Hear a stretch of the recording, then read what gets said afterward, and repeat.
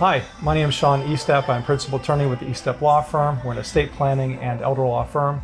We're here at the Cigar Vault with my friend Shane Mayer. Shane, thanks for having me. You're very welcome. Thanks for coming out. Shane's letting me burn some burnt ends out on the back. They're pork belly burnt ends. There will actually be a video that comes along with this, and you'll see me go ahead and create those for you guys. You can follow along. We'll have those available on YouTube. We'll also have a recipe card available, and at some point we'll put that on our website once we can figure out how to do that. So I just wanted to talk to Shane a little bit. We've known each other probably for a little over a year and a half, something like that. Yeah. And I've never been to the Cigar Vault, came here today, and it's just this wonderful eclectic area with everything from guitars and hats to Frederick Remingtons. And I just want to kind of get an idea of what started this. How did you decide you were going to do the Cigar Vault? Dumb luck. I'm an entrepreneur, and someone suggested that it'd be a good idea, and then life got in the way, and his wife got pregnant, and he couldn't follow through with it. So Jen and I bought the building 4 years ago, renovated it. It's built in 1890 something. It's actually the first bank in Pacific. So our vault is our humidor, and we opened up with 6 bourbons, maybe 10 beers, and a couple different sticks. And last year we were nominated for the best cigar bar in the Midwest for Leaf, which is a premium cigar association. Yeah, I saw that we won sticker up there from the front. Congratulations, that's amazing. Thank you. So you said a little bit about the hat box before at the club. Yep. We're both members of Adventure Unknown and Fountain, and he talks a little bit about that during some of our networking meetings. So why don't you kind of talk a little bit about the hat box and what it means? I don't even know why it started or how it started, but you don't know why things happen when it's late in the evening and you start having cocktails. But somebody brought in a couple hats. I think I had a couple hats, and then drinking and shenanigans, and then more people brought in hats, and sometimes we missing a hat, and then sometimes people drop off 2 or 3 more hats, and every time we have an event, people end up, we should probably have hats on now, but that's all right. Okay, well, we could do that later. Yeah. And what we'll do is after this, we'll go ahead and get a picture or video of it so people know what we're talking about. Absolutely. And then you were just telling me a few minutes ago, literally, about the Frederick Remingtons back behind us. Can you kind of give us a little bit of the story behind those? My father, who's no longer with us, decided, 30 years ago to give me one every year for Christmas. And I had them, and they were just kind of sitting around, and I was like, what am I going to do with these? And then when this started to evolve, the Cigar Vault, I was like, I think I know what I'm going to do with them. So we had this custom-made shelf built for us with the lights in there, and now they have a new home.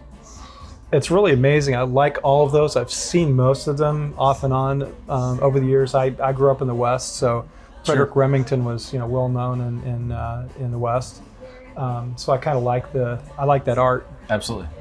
So tell me a little bit about, now that we've talked a little bit about the Cigar Vault, maybe talk about the cigars themselves, because when you talk about them being not name brands, but brands that are really good cigars. And I'm not a cigar smoker, so don't get me wrong. Sure. But I do want to know more about that. When we went to the PCA, which is the Premium Cigar Association, first, in July, because we opened up in October, just to learn about cigars. And after smoking a few, and then there's the Fuente and the Perdomo and the Rocky Patel, which are the CA, the huge names that are out there worldwide. We smoked them and they were good, but then we found out that there's a lot smaller boutique blends which are just as good, if not better, than the big names. So we do carry some of the big names, but some of the big names, like with wine, you could have every year is a different vintage. Some cigar brands will carry 900 different sticks, so you could have a Toro and a Churchill, Maduro, just different blends, different sizes. You could have the same exact cigar leaves in a different size cigar, and it smokes completely differently. It's so complex. It's overwhelming. I've got 2 basically cigar sommeliers that work with us, and somebody can come in and say, oh, I usually smoke Monte Cristo number whatever. And John can say, oh, well, shit, that's fine, but you need to try this Nova, you need to try a Big Sky or some of the other, boutique blends. You can go anywhere and get those anywhere in the world. We just wanted to carry something a little bit different, something special. Absolutely. And I think I recall maybe it was last year you guys went to Dominican. Yeah, we went Honduras. Honduras, yeah. Yeah. So Oscar Valderas was Rocky Patel's driver. Who's Rocky Patel? Rocky Patel is one of the largest known cigar labels in the world. And he was his driver, and he left to start his own company, basically. And we went to Honduras, stayed at his house, and got to see from the seedling all the way to the drying racks to where they actually roll them. And then after they roll them, like wine, you age it before it's ready to smoke. And 200 hands touch a cigar from the seed till the wrapper.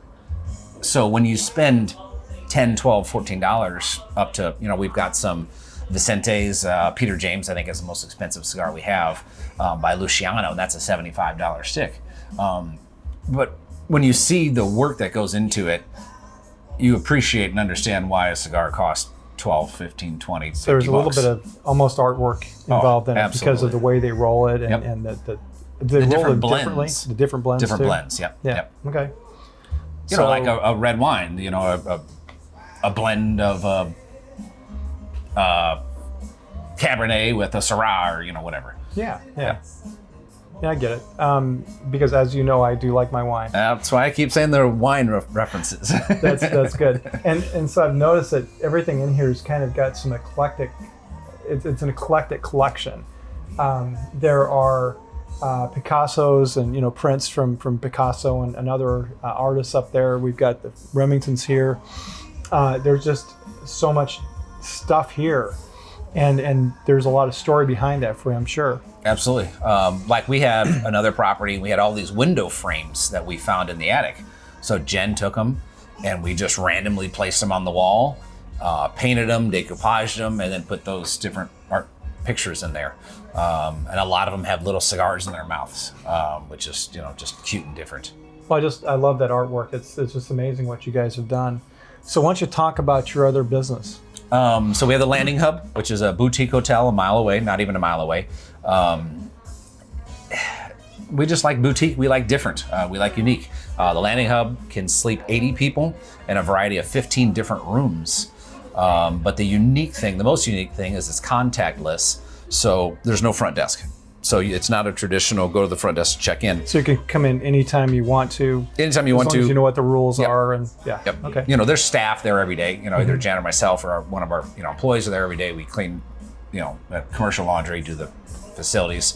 But you can rent out the entire hotel. So weddings, family reunions, work retreats. One group can rent the entire hotel. We've had 250 person weddings. I just got a call today. Somebody's getting married tomorrow and they're afraid of the rain. So they want to come and just take pictures in the hotel inside. So we're like, sure, why not? Come on. Yeah, I thought we were going to get rained on today when I was doing those burnt ends, and it's cold, but it's fine. Absolutely. They're cooking right now. Absolutely. So is there anything else we should know about you and Jen, your partner, about the two businesses? Anything I've missed? I don't think so. We just love customer service. I think that's, without question, that's one of the reasons that we're successful in the bar. And we were nominated for the best cigar bars because everybody that walks through the door, we treat them the same. With respect, we make handcrafted cocktails, and we just love conversation. I can't tell you how many deals get put together here virtually every single day. Bill Knapp is one of our customers, became a very good friend of ours, and he does our shirts and our hats and stuff. Every time he's in here, he closes a new deal. Nice. Steve Horek's in, they're talking. I was like, hey, Steve, come meet Bill. And so 50 shirts later, he's got a new deal. Well, and Steve's got his ice cream shop up and running now, the Horek Dairy. Okay, we'll have to go up there and check that out. Absolutely. I think we'll do a podcast on that. What do you think? Yes, yeah, absolutely. Or the film guy said yeah. Yeah. Okay, so we're good to go. I think he likes ice cream. All right, good.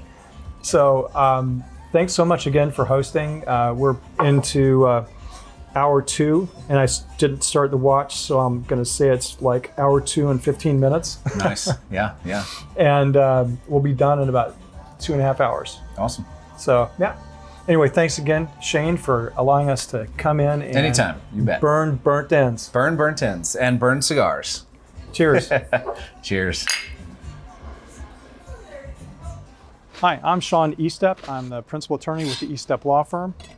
This is my cooking show known as Cooking Adventures with Shawn. And today we're going to do a pork belly burnt end. It's really a wonderful summer or winter snack. They come out tasty and sweet and hot sometimes, and you can decide how sweet and how hot you want them to be. As I've said before, I cook for my wife who's a diabetic. This is one of the dishes I cook she can't really have and enjoy as much as she would like to. She did have some this morning from the batch I made last night, so she does get to partake on occasion. So what a pork belly is basically bacon before it's been sliced and then smoked. So this is going to be basically bacon in a little bit different way. And as with all the recipes I have, I just like to have fun doing this and see if there's something I can do a little bit differently than what the recipe says. So today we're going to just have this piece. We're going to have some rubs that we're going to use, just simple rubs. And then we're going to have some simple sauce, just a barbecue sauce. The whole thing takes about 4.5 hours. The first 3 to 3.5 hours are going to be rendering down the pork itself, getting it into a nice, yummy, kind of nice stage. That's going to have all the spices on it. And then we're going to put it in barbecue sauce, and we're going to cook it for another 45 minutes. And that'll get all that sauce deep into the meat and make it really nice and yummy and sugary and everything you're going to want with this dish. So I'm going to go ahead and proceed to cut this.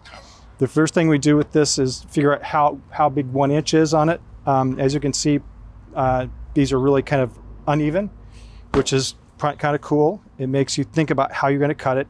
They should be in about 1 inch strips, and then we're going to cut them into cubes that are also about another inch the other direction. The thing you want to make sure you do is have a really nice sharp knife. So one of the things I want to talk about while I'm cooking is elder law. That's one of the areas of law that we practice in. I've had a few cases recently that have been kind of different, a little bit interesting. The first case I really want to talk about is one where I think the name of the game is don't listen to anybody if they're not a lawyer and they're trying to, and we're outside, so you're going to hear some motorcycles and fast cars going by. Don't listen to people in nursing home communities that aren't lawyers that tell you certain things may happen. So for instance, I had a family come in a couple weeks ago, and they said someone at a nursing home had told them that they would, if the husband needed nursing home care, that they would have to give up their house. Not true. Missouri does not allow that. So they came in and asked me some questions. And now they're going to keep the house, and they're also going to be able to get him some care down the road if he needs it. Other times we'll talk to clients. Hold on for a minute, I'm going to go grab my pan. We'll talk to clients that are needing to go into a nursing home. For instance, mom or dad has a fall. They go into the hospital. The hospital takes care of them, gets them better. They go into rehabilitation so that they can walk again. But in between, something happens. They get to a point where they cannot go back home, either because the person at home can't take care of them, or they just have too much of a bad fall. Okay? Something just happened, they can't go back home. So now they have to do the rest of their life in a nursing home, in skilled communities. What happens then is that the family is beside themselves trying to figure out how they're going to pay for that long-term care. Because mom and dad did not plan for long-term care in a nursing home. That's where we come in. We can actually sit down with them and talk about some options for them. They'll help them pay for the nursing home, and still preserve some sort of dignity and lifestyle for the spouse staying at home. Doesn't work for everybody, but it's something we can talk about and see if there's a way to make that work for them. So the other part about elder law is you can actually plan for those kind of events.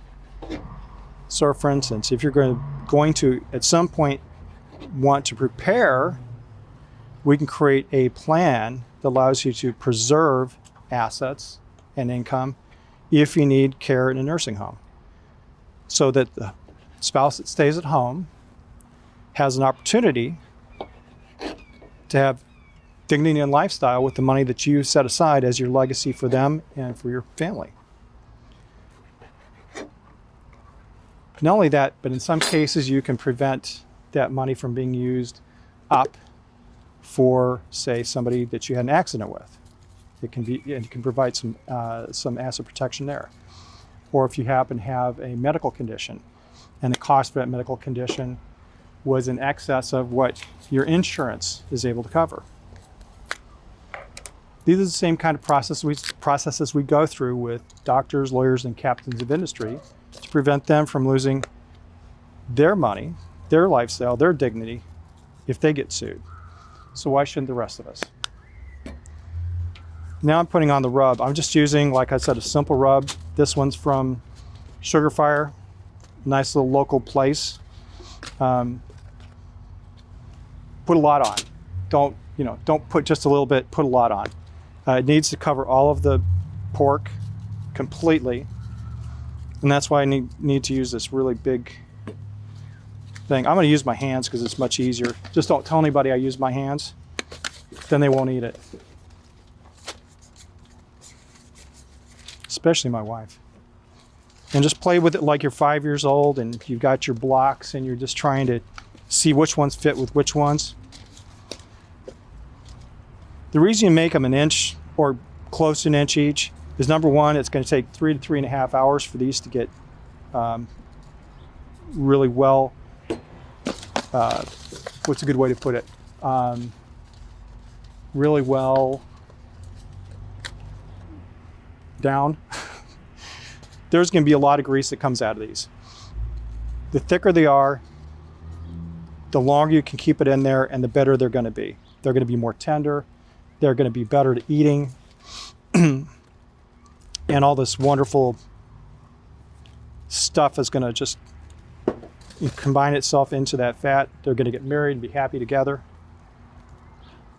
But again, just make sure every one of these has quite a bit of rub on it.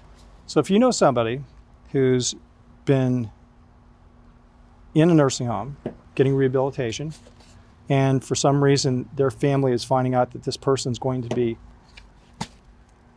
dismissed from that community and they're going to have to stay somewhere else in a nursing home for the rest of their life, give us a call. We can have a conversation with them and make sure that they have the best possible outcomes.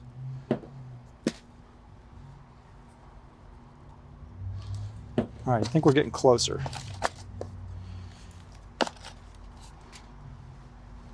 This is actually the hardest part of this whole process, is getting these on, getting this rub on. But the better you do here, the better your meat's going to be. There's one that busted open. I'm going to just put some rub inside of it. Somebody's going to get a nice rub surprise for that one. Now these are going to cook, as I said, for about 3 to 3.5 hours at 250 degrees. We've got a nice grill here. A lot of times what you'll see people do is they'll use a smoker. We don't have a smoker here.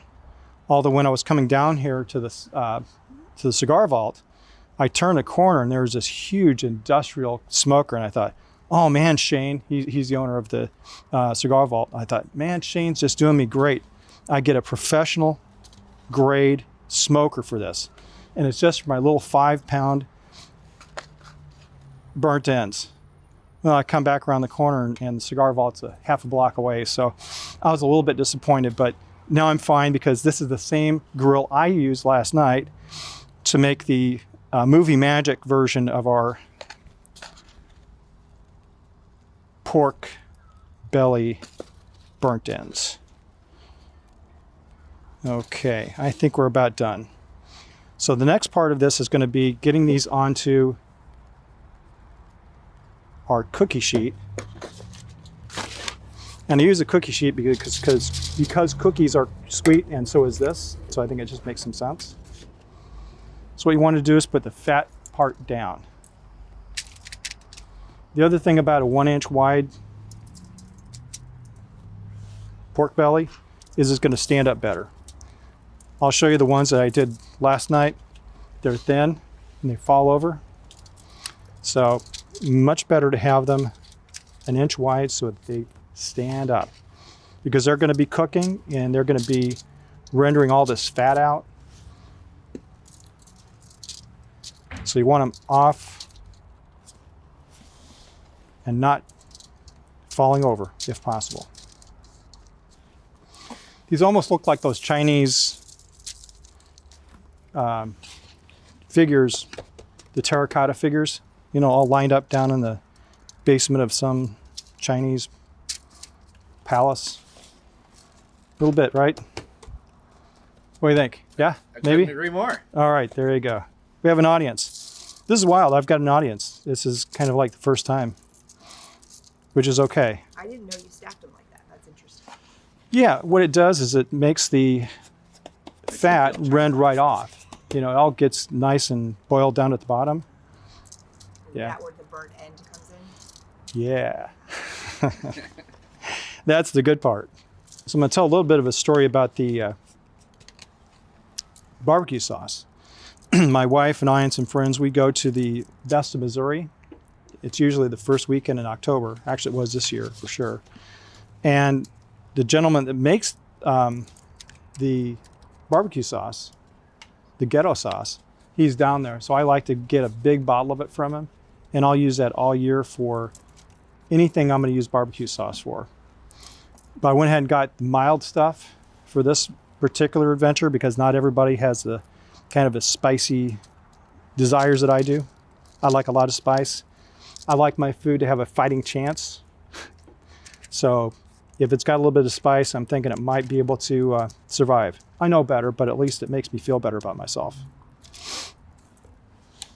So we're right down to the last of these, and there's still enough rub down here at the bottom. I can go ahead and get the rest of them if they're not quite right. All right. Sometimes when you've got this much rub on them, you can't quite tell which is the fat end and which is the meat end. But always try and get the fat end down first. Now we've got some meat scraps here. I'm going to put them on the bottom. Those are going to turn into little hard meat pieces, and they're just really yummy to munch on, if you can find them. Okay, so that's that part. The next part is just going to be putting these suckers in here and making sure that this is at 250 degrees. So what we'll do is we'll check about every 15 minutes to make sure that it's at 250 degrees, and we want to make sure it stays stable at that temperature. If it drops a little bit, you turn it up a little bit. If it goes up too high, you drop it down a little bit until it stays nice and steady. Last night it took me an hour and a half to get it steady. I don't know if that was me or the grill. So here we go. We're going to put this on the grill.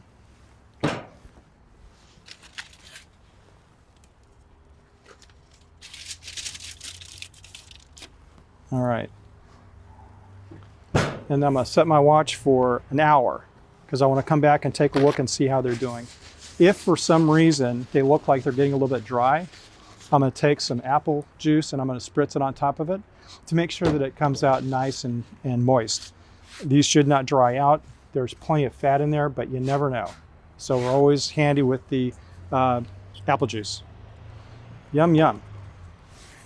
Until next time, until we get this done in about 3.5 hours, I'm going to sign off, and then we'll come back and we'll put the barbecue sauce on, put it back in for about 45 minutes. And then after that's done, we'll let it set for about 15 minutes until it cools down. Then everybody's going to descend on it and munch away. We'll talk to you when that happens. So after 3.5 hours, we've taken the now rendered pork belly, and then we put our barbecue sauce in it. This is some that we did last night. And you can see the barbecue sauce after 45 minutes has really just turned into a nice, gooey, yummy dressing for the pork belly, for the pork belly burnt ends. These are cold. They are really wonderful cold. You can warm them back up if you need to, just to make them taste really good. So this is what the end product looks like. The one that we're cooking now might be a little bit different because we're using a different barbecue sauce. It might be a little bit lighter, but just you're looking for it to be kind of somewhere between hard on the outside and kind of soft on the inside, and just really yummy and sweet, and have some spice to it. And again, if your food is not fighting back, I don't think that's fair. So it should have a little bit of heat with it. Again, I'm Shawn Estep with the Estep Law Firm. Plan now for your peace of mind.